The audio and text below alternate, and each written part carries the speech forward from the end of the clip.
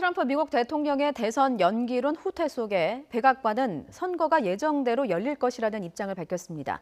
트럼프, 바이든 경쟁 구도가 본격화하는 가운데 다가오는 양당의 전당대회는 코로나 사태로 예년과는 사뭇 다를 것으로 보입니다. 국제부 조시현 기자와 함께 자세한 내용 살펴보겠습니다. 어서 오십시오. 안녕하세요. 먼저 백악관의 공식 입장부터 들어보겠습니다. 네, 백악관은 미국 대선이 예정대로 11월 3일 열릴 것이라는 입장을 공식적으로 확인을 했습니다. 마크 메도스 백악관 비서실장이 방송 인터뷰에서 말한 내용입니다.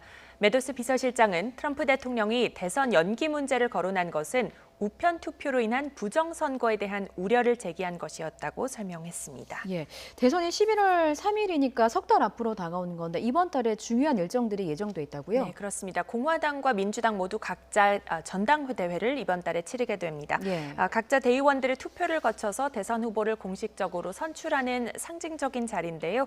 먼저 야당인 민주당 전당대회가 오는 17일부터 20일까지 위스콘신주 밀워키에서 예정돼 있습니다. 이어 공화당 전당대회는 21일부터 24일까지 노스캐롤라이나주 샬럿에서 열립니다. 트럼프 대통령과 바이든 전 부통령은 각각 전당대회 마지막 날 대선 후보로 공식 지명된 뒤에 수락연설을 할 예정입니다.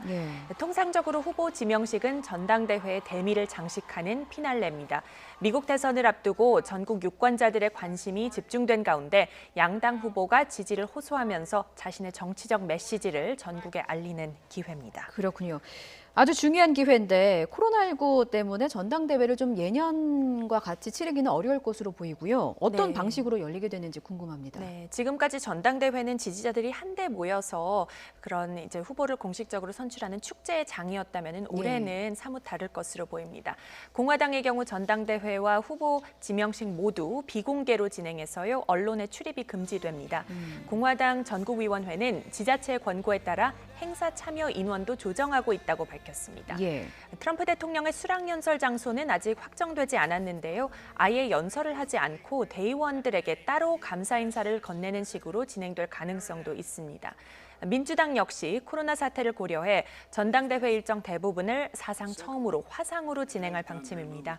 바이든 후보의 수락연설장에도 대의원이나 의원이 참석하지 않을 것으로 알려졌습니다. 바이든 후보의 부통령 러닝메이트가 표심에 중요한 영향을 미칠 것이다. 이런 분석이 나오고 있는데 이유가 뭡니까? 사실 지난해까지만 해도요. 트럼프 대통령의 재선이 굉장히 유력하게 거론돼 왔습니다.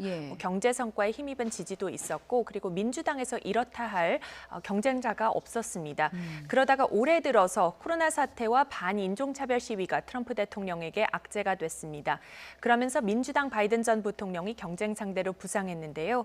그런데 바이든이 너무 고령인데다가 젊은 진보층과 또 흑인 사회, 여성들까지 아우르기에는 부족하다는 평가가 많았습니다.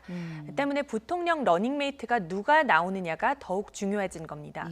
보통 러닝메이트는 대선 후보의 약점을 보완해줄 수 있는 인물을 선택하게 됩니다.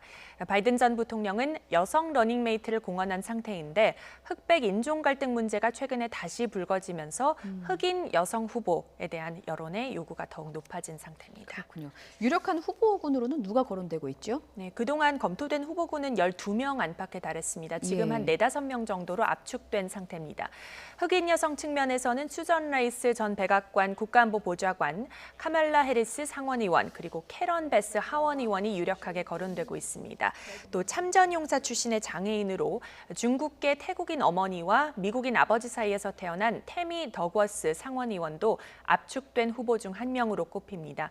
현재 최종 선택을 앞둔 바이든 전 부통령의 막판 장고가 계속되고 있는 모양입니다.